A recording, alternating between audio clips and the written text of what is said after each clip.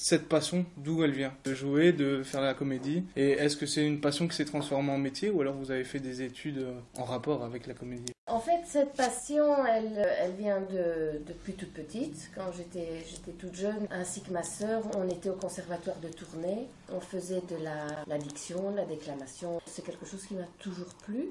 Mais je me suis orientée dans mes études vers l'enseignement. J'ai fait des études d'instit et j'ai enseigné pendant 10 ans comme institutrice, ici à Bruxelles, un peu en Algérie et au Zaïre. Et puis, après 10 ans d'enseignement, ma sœur, qui est directrice de la Compagnie des Mutants, m'a proposé de travailler au sein de la compagnie. Il y avait possibilité d'ouvrir une place. Et elle m'a proposé de travailler au sein de la compagnie. Et bon, comme j'avais toujours aimé le théâtre, et travailler pour les enfants dans des petits lieux, donc c'était finalement resté comme le même rapport qu'une enseignante où on a vraiment la proximité des petits groupes. J'ai toujours fait des spectacles de petites jauges, donc de petites formes. Donc c'est des spectacles qui se déplacent, qui vont dans les écoles, dans les petites salles de centres culturels et avec un nombre réduit d'enfants. La Compagnie des Mutants, c'est plutôt un théâtre qui s'adresse au jeune public. Mais est-ce que maintenant, vous avez déjà joué pour une autre compagnie, pour des publics plus âgés? Non, moi uniquement pour le jeune public, toujours la même formule.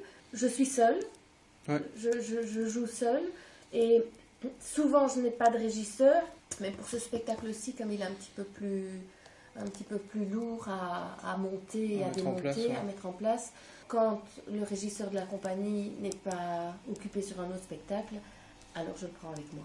Par contre, au sein de la compagnie, on s'est déjà diversifié, mais ça c'est pas moi, alors c'est vraiment ma sœur notamment qui est comédienne, directrice et comédienne dans la compagnie. Elle a une fois fait un seul en scène plutôt pour ados-adultes. Et Yolande, qui est l'administratrice, une des administratrices de la compagnie, a fait un spectacle de chansons à l'école. Je suppose que vous recherchez quelque chose chez le spectateur, c'est ça qui vous motive, mais qu'est-ce que vous recherchez exactement? Le rire, le regard qui brille? En fait, je ne recherche pas, j'essaie de donner. Mon grand plaisir, c'est d'arriver avec pas grand-chose et l'air de rien, d'emmener les spectateurs dans mon histoire, voir que la magie s'opère et que j'emmène les enfants avec moi, c'est assez fabuleux.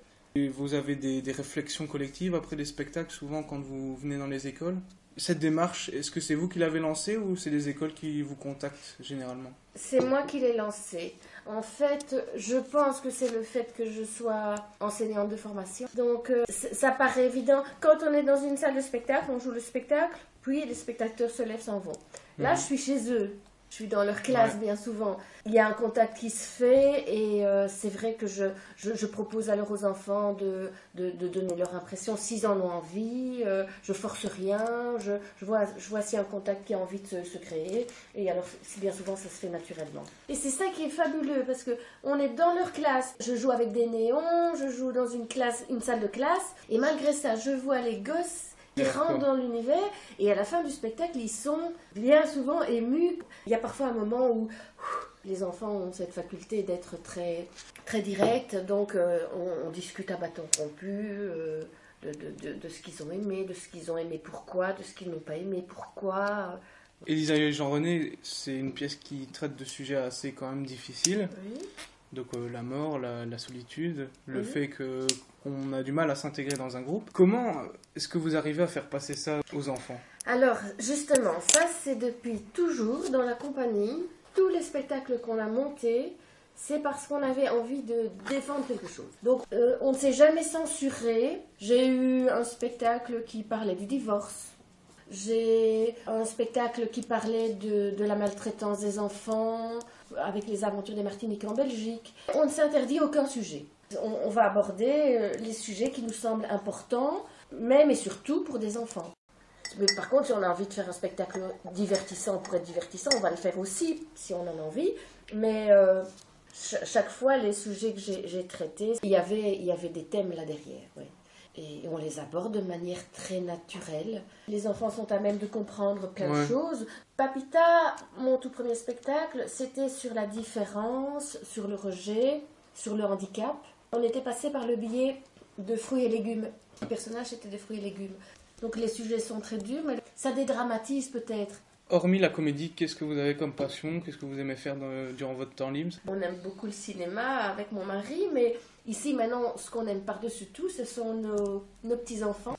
On travaille beaucoup, donc ça fait maintenant peu de temps, ça va faire 4 ans. Ma maman m'a donné sa maison à Caen. Tous les week-ends et toutes les vacances, on va là. Et donc on a le plaisir d'être dans le jardin, de recevoir nos enfants et nos petits-enfants. Ce sont nos occupations. On profite des moments simples aussi. Mais il y a quelques années de ça, on sortait davantage, on allait au cinéma et tout. Mais là maintenant, un petit peu, à mon avis, c'est l'âge. Et justement, est-ce que c'est pas trop éprouvant aussi de jouer comme ça sans relâche? Parce que c'est quand même un métier qui demande beaucoup de concentration et donc d'énergie. Si. C'est-à-dire que quand j'étais plus jeune, donc il y a 20 ans que je fais ça maintenant, hein, Papita, je jouais ce spectacle-là 15 fois par semaine. Je le jouais 3 fois par jour et 2 fois le mercredi. Et puis c'était trop. Donc j'ai diminué. Et c'est vrai que de fil en aiguille, maintenant en 20 ans, j'essaie de demander à Nathalie, qui fait mes plannings au bureau, de mettre entre 5 et 6 représentations par semaine. Au début, souvent, les comédiens montaient avec le régisseur, jouaient et démontaient. Donc, ils participaient à toutes les étapes. Et ici, maintenant, depuis quelques années, maintenant, les comédiens ne font plus que jouer. Parce que c'est vrai qu'au niveau de l'énergie, il y a 10 ans, ça fonctionnait pas comme ça, donc voilà. Mais tandis que moi, je pars de chez moi avec mon véhicule, mon décor dans mon véhicule, j'arrive, donc je prévois l'itinéraire, je fais la route, j'arrive, je repère les lieux, je monte, je joue, je démonte. Lors d'une discussion d'après-spectacle, est-ce que ça vous est déjà arrivé de ne pas savoir répondre à un enfant? J'ai déjà eu une fois où ça parlait de mort et un petit garçon venait de perdre son papa. Et donc il avait été un peu perturbé pendant la représentation, mais je ne le savais pas. Donc, et c'est vrai que ça m'a interpellée. Et j'ai voulu, je me demande si j'ai pas voulu parler à cet enfant, ou bien si il n'avait pas l'air bien ou quoi. Et disons, et là je me suis sentie pas bien. Ouais. Quelle est la plus belle chose que vous ayez vécue en tant que comédienne? C'est tellement agréable d'être accueilli, d'être attendu, d'avoir ces enfants. Bon, ça peut paraître bateau, mais non, c'est vraiment important. Quand mes enfants se sont orientés dans un milieu professionnel, je leur ai vraiment dit, faites vraiment ce que vous avez envie de faire, quelque chose que vous aimez. Parce que faire un boulot après toute votre vie, par intérêt, pour l'argent, ou pour ci ou pour ça, parce qu'on vous aura forcé, ça n'a pas de sens. Et moi, j'adore faire ce que je fais, j'adore être en contact avec les enfants.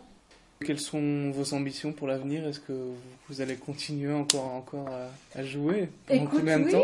Oui, je ne sais pas, jusqu'à la pension sans doute. C'est très comique parce que quand je suis rentrée comme enseignante, il faut donner tellement d'âge, tellement d'énergie, rester tellement ouvert. Mais je n'aurais jamais voulu être une enseignante aigrie et continuer mon métier sans avoir la passion. Mais bon, en même temps, en connaissant, je pense que j'aurais pas perdu la passion. Mais quand on m'a proposé cette place de comédienne, je me suis dit, ah oui, c'est super. C'est une opportunité, je plonge. Et là, je me pose pas la question de savoir combien de temps je vais continuer. Chaque fois, je joue un spectacle et puis j'ai la chance que ça fonctionne bien. Ici, je l'ai joué déjà presque 150 fois, je crois.